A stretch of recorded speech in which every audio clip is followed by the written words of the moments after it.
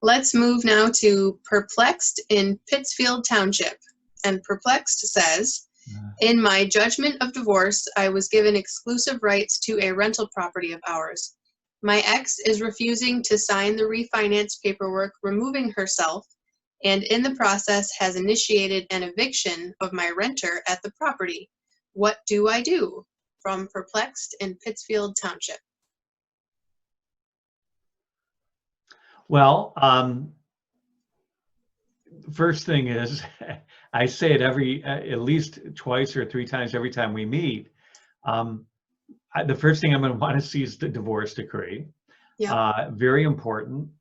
In there are going to be the provisions that relate to the property distribution, and that's going to give me a lot of guidance. I don't know how long it's been since the divorce decree was entered or the judgment was entered, so that's important.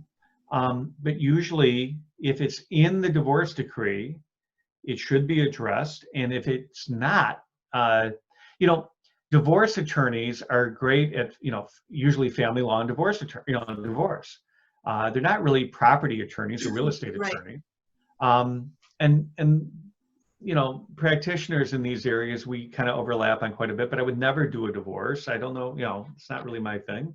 But the real estate that's involved in this transaction will be usually controlled by the divorce decree. However, if there's not a clear enough provision as to what was supposed to happen, then we can go back to court. We're not doing the divorce, but we're going to ask the court for a ruling or more of a clarification as to what was supposed to happen. They don't need a divorce attorney for that, as with regards to just the real estate. And so we do that quite often. Mm-hmm. There are quite a few types of actions that we can bring underneath this type of question. Let's say the divorce decree says, yeah, this is what you're supposed to do.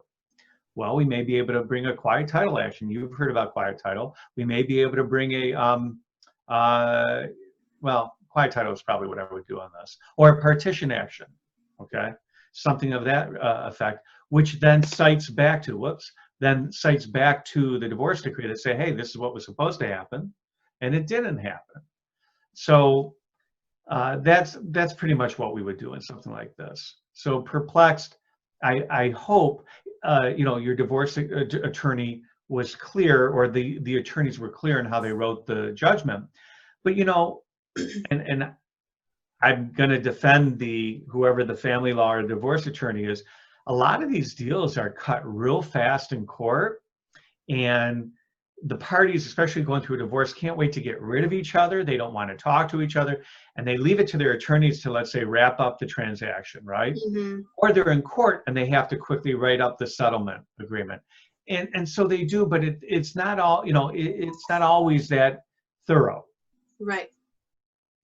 And so parties sometimes have to go back through either their divorce attorney, or, like with me, I'd say at least 6 times a year I get something like that, where we go and just ask the court for a clarification of the judgment, or we try and quiet the title issue that is presented by the judgment. Okay? Okay.